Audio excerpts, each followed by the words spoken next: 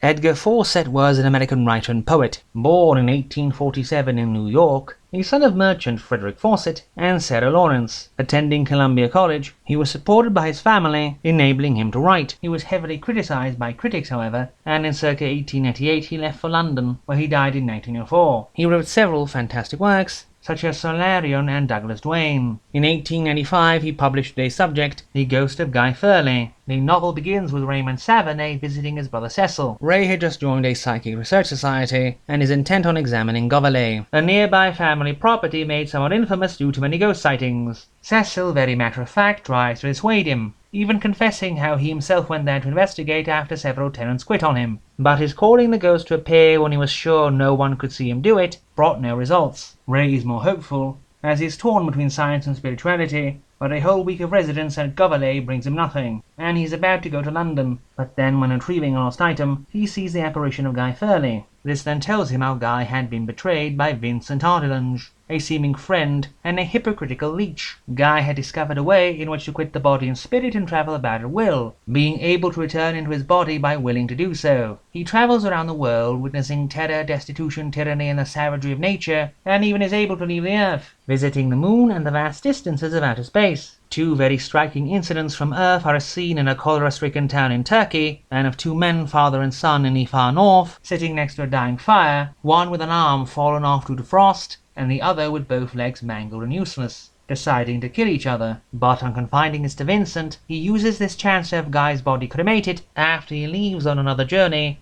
leaving him stranded between life and death forever, unless someone willingly commits suicide to let him slip into their body to die that way. After having travelled vast distances of space and seen many worlds, some inhabited by intelligent lizards or lions or giants or men as small as ants, he reaches a space where he can see nothing but hears a vast throng of voices. One, which is never identified, tells him the condition of his release. Yet try as he might, he only succeeds in scaring his former fiancée to death when she is about to marry Ardilange, and bullying Vincent into committing suicide. Eventually Ray confides what Guy told him to Cecil. He nods, thinks Ray is insane, and runs off to find a specialist. But before they return, Ray had shot himself. But Guy Thyrle manages to sneak into his flesh momentarily, as Ray intended him to do. The issue is, the novel starts out promising, but then the story drags with recounting the full story of Guy's life near marriage, seeming death and cremation, which had already been provided in summary in the first section of the book. Dozens and dozens of pages devoted to telling us what we already know, and giving us almost nothing new. The interplanetary voyages are brief and provide no detail. The only exception is a short section devoted to a planet whose inhabitants devote themselves to death, seeking suicide chambers en masse to go meet it more than halfway. The scene on the moon is also somewhat melancholy, but these two are only very brief flashes in a somewhat vague whole. The Earth voyages of Guy Thyrle deliver more often, but with some odd remarks, such as, William II of Germany was a pacifist who abhorred war, the Earth had been a sun that cooled off, earlier human civilizations existed millions of years ago. As it is, the book is a bit of a slog.